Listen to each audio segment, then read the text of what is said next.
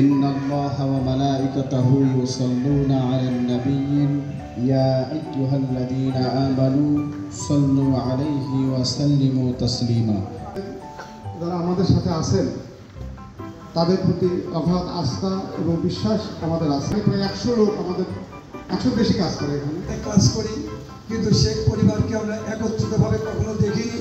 কিন্তু আল্লাহ রাব্বুল আলামিন সুবহানাহু ওয়া তাআলা তার দরবারে লাখ লাখ কোটি শুকরিয়া আদায় করি যে আমরা পুরো শেখ পরিবারকে এক টেবিলে দেখতে পাচ্ছি। এর জন্য আমরা আনন্দিত। এই প্রতিষ্ঠানের কর্ণধর আব্দুল বারীকে দ্রৌপদীর ছোট সন্তানকে কিছু বক্তব্য বলার জন্য আমরা অনুরোধ করছি। আসসালামু আলাইকুম। সবাইকে আব্দুল বারী কাগজের পক্ষ থেকে আন্তরিক ধন্যবাদ ও শুভেচ্ছা।